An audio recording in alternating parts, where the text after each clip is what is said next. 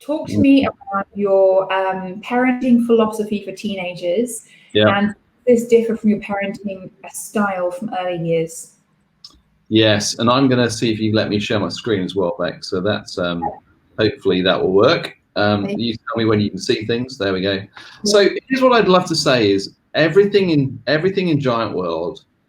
We always say if we can express it using a visual, you can understand it, you can remember it, and you can teach it to other people. So when people think about how do I parent teenagers, most of them think that it's like it's a mystery.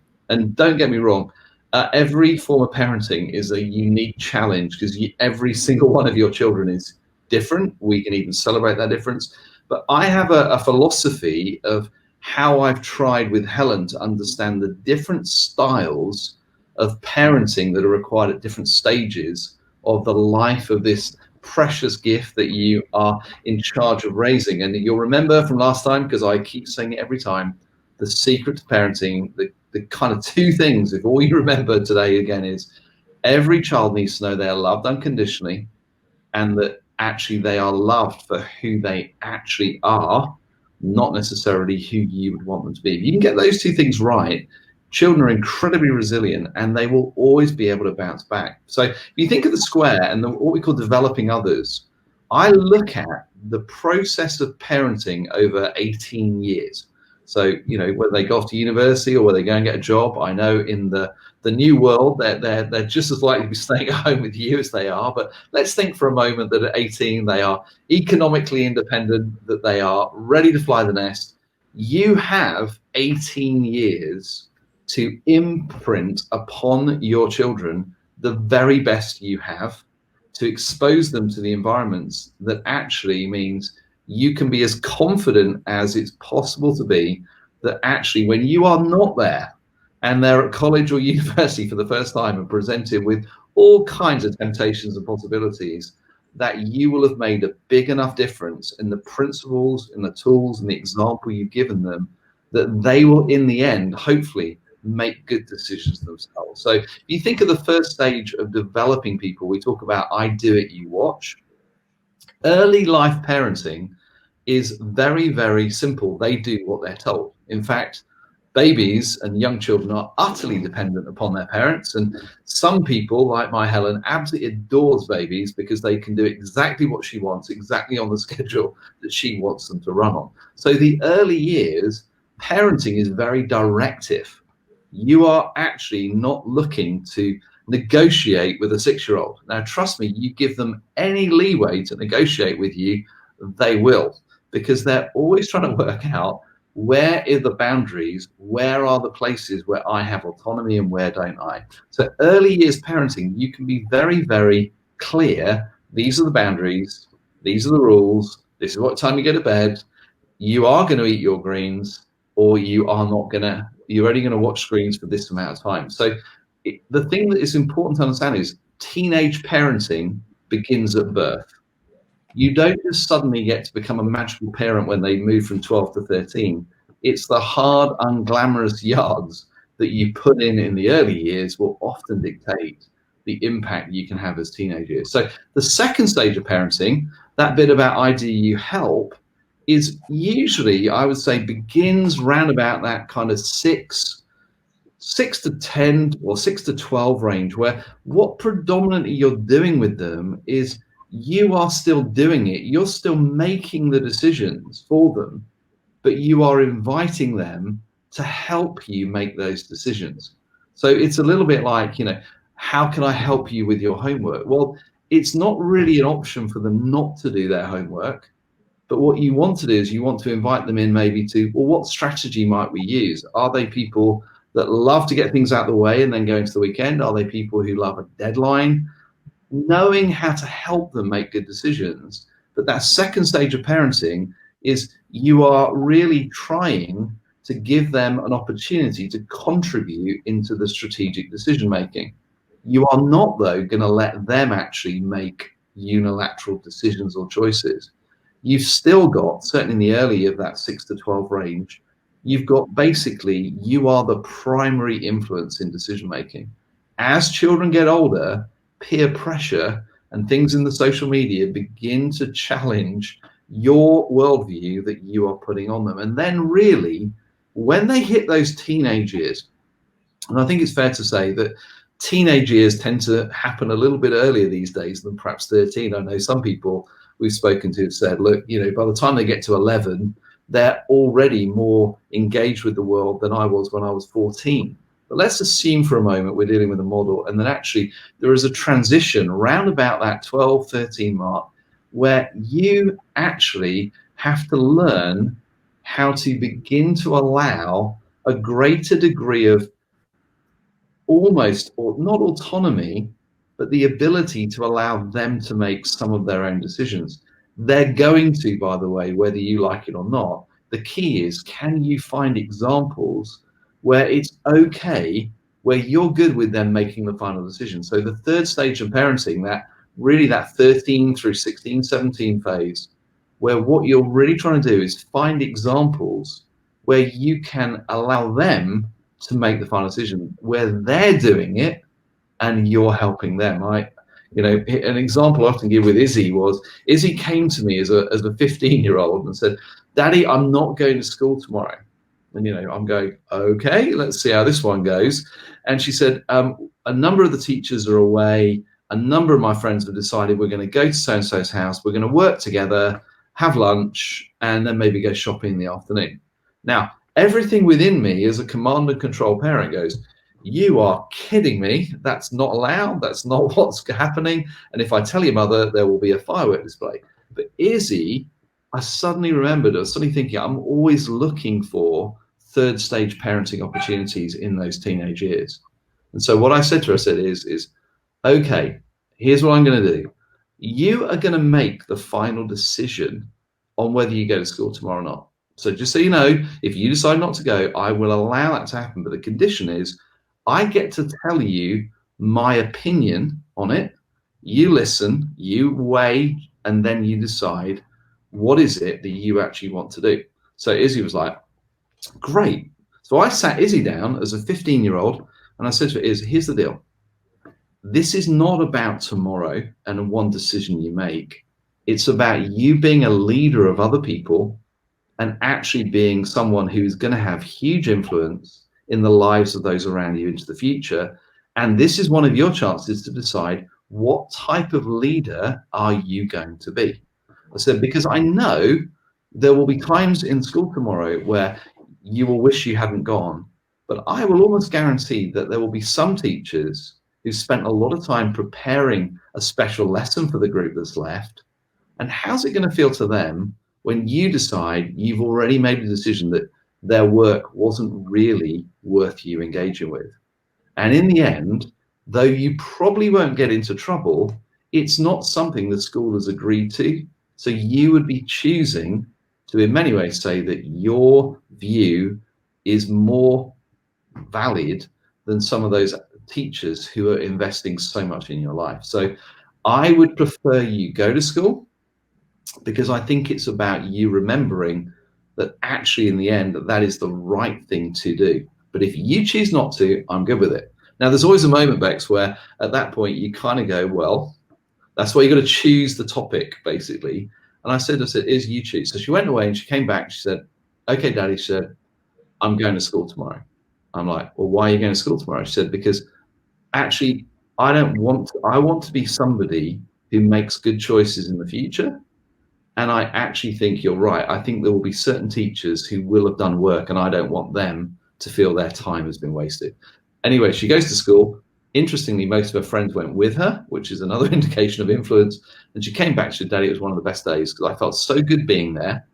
And there were 2 lessons where the teacher had really gone to a lot of trouble that they didn't need to with the small group size. And I was able to thank them for what they did. So that's a very long story, but it indicates the intentionality of teenage parenting, where you have to begin releasing your stage 1 control, where you make all the decisions, because in the end you have to teach them how to make good decisions when you're there to help them. And by the time they get to later teenage years, your influence again begins to become, in many ways, have you earned the right for influence? So in the end, that teenage, those early years, being with them, actually encouraging them to own their decisions, encourage them, and this is the key, Bex, for me, is encourage them to see your wisdom as part of their decision-making process. And here's the most difficult thing for a control freak like me, that sometimes they're going to choose decisions that I don't think are optimal. Now, health warning, I said to Izzy, I said, because I teach the square to them and I explain to them where they are in the process of parenting and what I'm trying to do, so that they're very familiar with this tool. I said, Izzy, until you leave my home at 18, ultimately I am responsible for you under the law. And therefore, I'm not going to let you make decisions that I think are going to massively undermine your future. So I do reserve the right, even in stage 3, to actually veto your choice. But my promise to you is I will only ever do that in extreme circumstances where actually you'll have to trust that I am for you and want the best for you. And actually, that's part of what being a parent is. Now, you'd be amazed if you have a conversation with a 13, 14, 15-year-old and you explain that, and they know you are for them. They've experienced all that unconditional love, all of that affirmation of who they are, all your willingness to go and celebrate them in their world.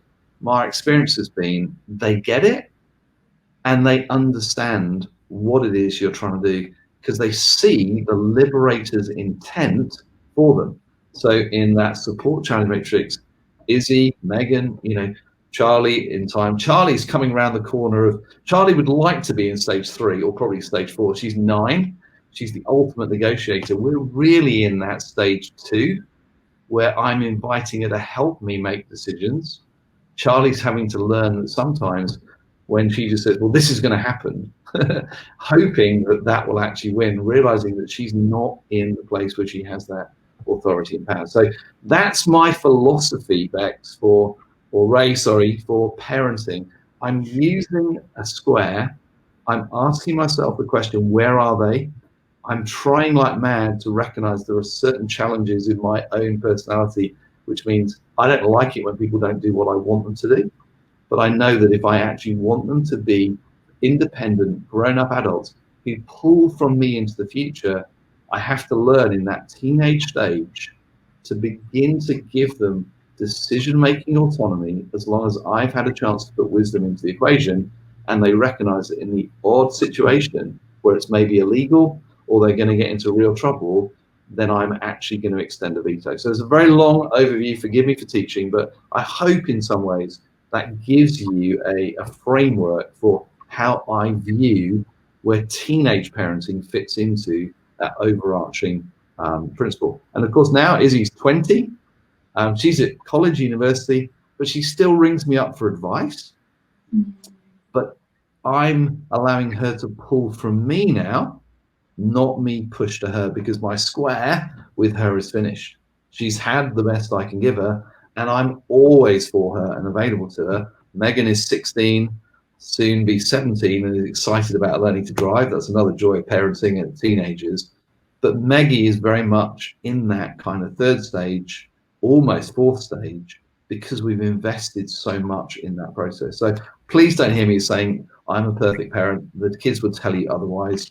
I'm sharing the things that I've tried and how I've tried to do, knowing that you might as well make different mistakes than the ones we've already made. Love it. Okay, so what happens when hormones kick in? What impact does this have on our personalities? And I'm just thinking back to you. I have 3 brothers, and one of them was the naughtiest kid growing up, like so naughty. Like I remember him even throwing billiard balls through the church window, like he was that level.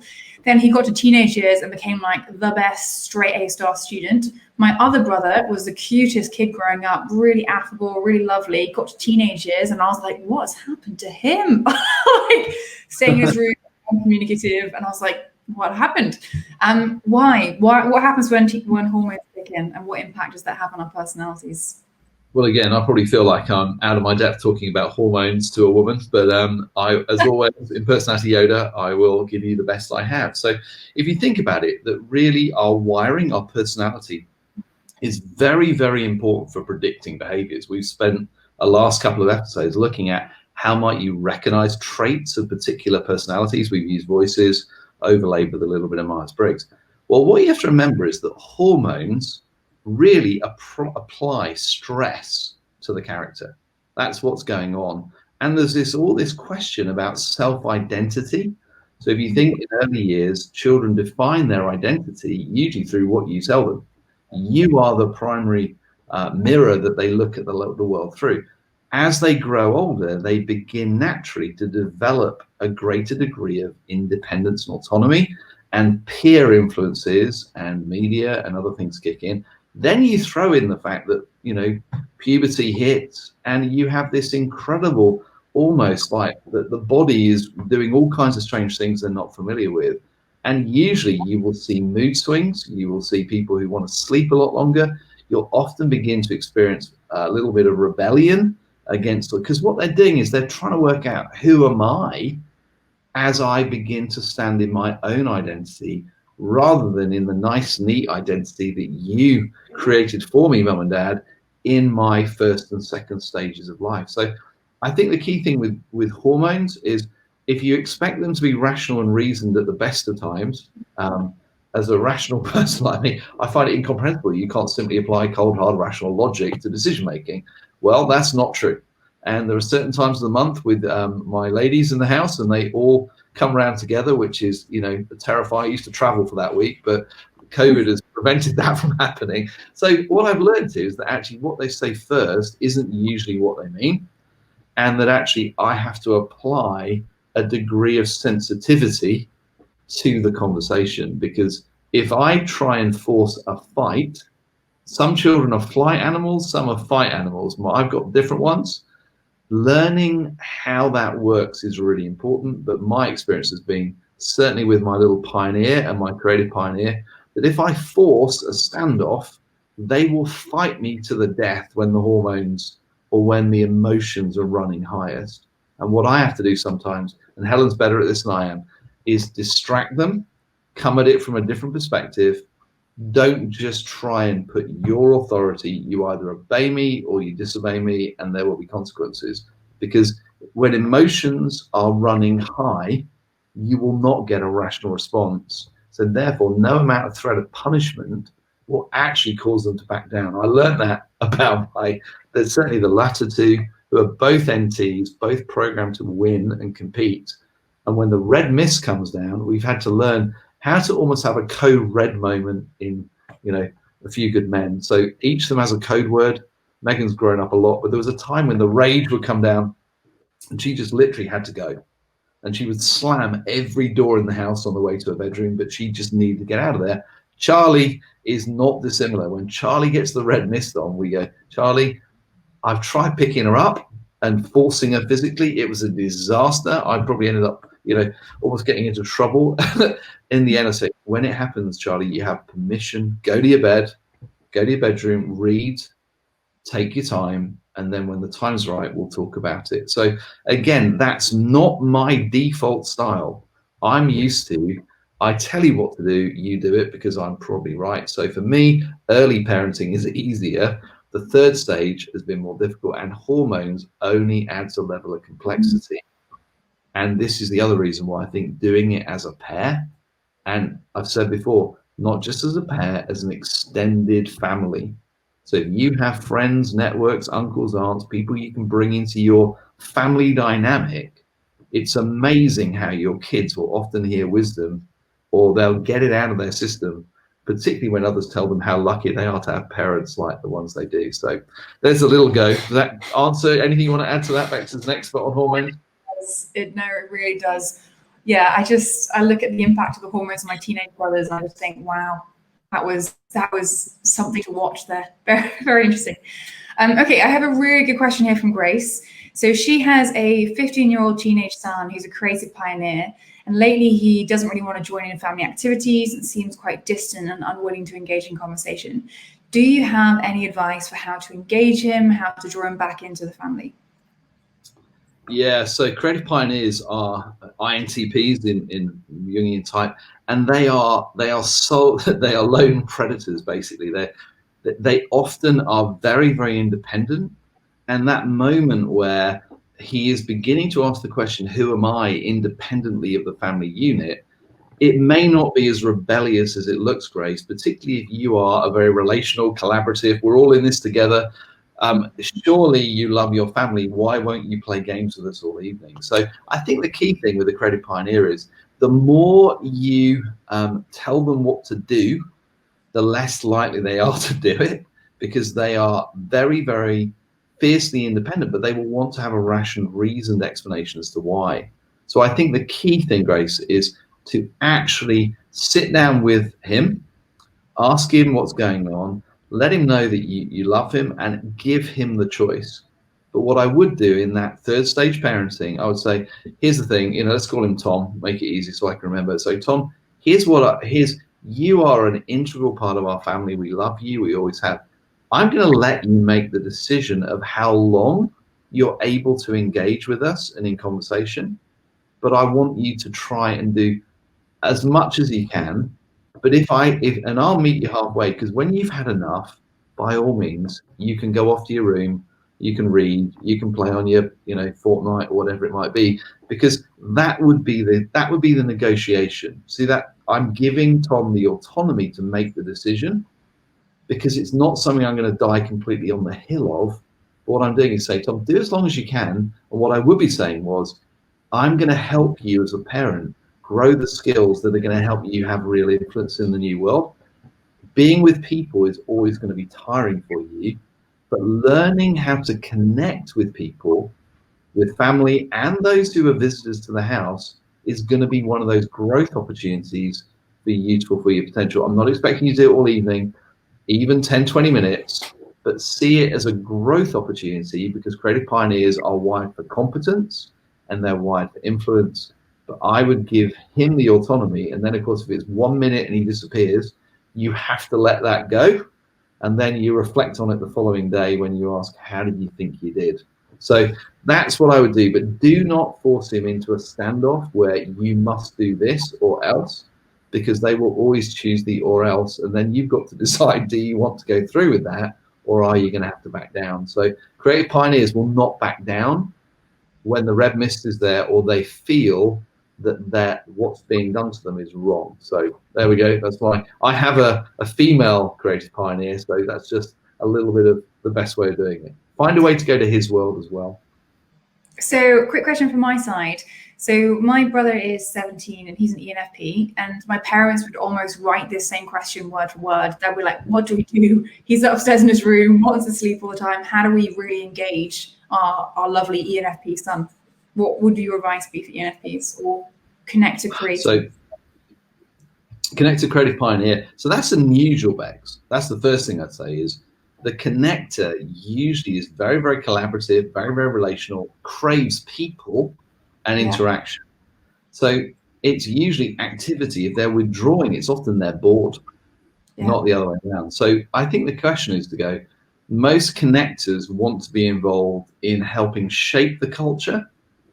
So actually asking them to actually help lead some of the family culture rather than just be a passive recipient of it would be what I would do. Because there will be some way, if they are a connector Creative Pioneer by nature, and as you're hinting, I'm not 100% convinced at the moment, then what they'll be getting their relational needs met somewhere. So either they are the life and the soul of the party everywhere else and they come home to sleep, or actually they're disengaged because in some ways maybe the culture is too not what they want to be part of. Give them a chance to shape it and say, hey, how do we create some experiences and moments? So don't forget, use the milestones. If they're coming up 18, I've got to square out and go, look, I've got 1 more year left before ultimately you get to make your own choices legally. How can I maximize that investment in you?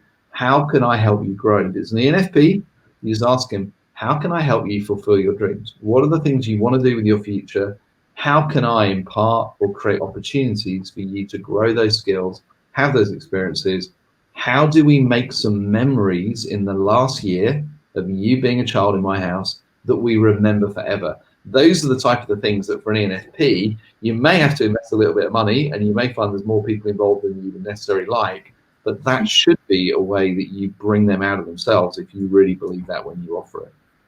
So helpful, thanks. I think also it doesn't help he's the youngest child and the rest of us, his brothers and sisters, have all left home, so the culture's already set. There you go. Yeah. Yeah. He is the life and soul of the party when he's around his friends or his girlfriend. So yeah, all very interesting. Hormones, hey? Okay, I've got a really good question here from Sam. And you kind of already touched on this in your previous answers, but I'd love you to drill down more into it. How do you calibrate freedom and protection for teenagers, allowing them to keep their independence in a safe way? And does that depend on people's personalities, on the kids' personalities? Yeah, I'd love to say this is an exact science, but it's more of an art because the calibration of support and challenge will have to change almost on a daily basis, depending on where they are, the moods they're in, bearing in mind you're a variable in this as well. So you have to know your wiring and you have to know how they're wired, because if you've got a nurturer, then the reality is, or nurturer or guardian, they're by nature more risk averse themselves. Actually, good parenting for them may be helping them go outside their comfort zones to actually try things which are, in many ways, more fraught with danger. So in some senses, if you have, what you want to do is you want to create opportunities for them to experience real challenge while you're there to help them process it. Because I watched a lot when we lived in America. We lived in the South, where the behavior of children, particularly in a religious community, they were just an extension of their parents. So in many ways the parents almost locked them down. There was no real choice up until the age of 18, of course. Then they go to college and they arrive at college and they've never drunk any alcohol, they've never been out, they've been stuck in second stage parenting for fear that they would let the team down. And of course, have a guess what happened. They've never actually had an experience of actually having to make good choices while you've been around to help them. So that's the thing of, if you are a control freak as a parent, you have to think about not how does it feel when you feel disorientated, but how are you preparing them for when you will not be there and you are not legally responsible for them. So that's always the trade-off, and giving kids an understanding of going, what does appropriate freedom look like? I mean, the world has changed since I was a child. We used to go out and play all the time. There was no fear of, people abducting us. We weren't having to be protected online because we didn't have those things. So I think it's finding that balance. And with your teenagers particularly, I would talk about it with them. So call them up, not call them out, is a phrase we often use in Giant World. How do you almost call them into adulthood, call them into responsibility, call them into collaborative responsibility, but recognize your pioneers, the higher up the pioneer is, the greater the desire for autonomy, independence, and unilateral decision-making will be, almost from about the age of 7. So you'll have different things from different personalities. And again, I don't want to rehearse them all here. You can hear them on previous episodes, or go and look at the 5 Voices information on Giant site. But here's the key thing is, don't allow your own preference and insecurities or control issues to be automatically projected onto your children, because what you're trying to do is you have a certain number of years to prepare them for adult life. And if they're not enjoying or experimenting with some of those adult freedoms in their teenage years, later teenage years, you may think you've done a great job, but I promise you it will usually all go haywire when they head off, because they've never had the chance for you to help them process, why was that not a great decision? Why going to that party did it not quite work out because you ended up in a place where everyone was taking drugs and you didn't want to? Or I would always say, we didn't do sleepovers if we didn't know the parents. Well, I said to Izzy, I'll come and get you at 2 a.m. because you'll have had all the fun, but I'm not prepared for that to happen because that's being responsible. Now, there were some conversations about that, but ultimately in the end it is understood that it was because I loved her, and that actually this was an expression of our desire to give autonomy, but also protect the fact we're living in a world where sadly things happen that we can't always do. So there we go. I hope that's a rambling sort of roundabout answer back to my true style to what's there, but the heart that lies behind it, I hope is heard. Yeah, absolutely. No, the thing that I've taken away from today is parenting teenagers is complex. And actually knowing the boundaries and the guidelines and the right thing to do and say is often quite difficult in those situations. Allowing them freedom when you're going around that third square, it's not easy to learn.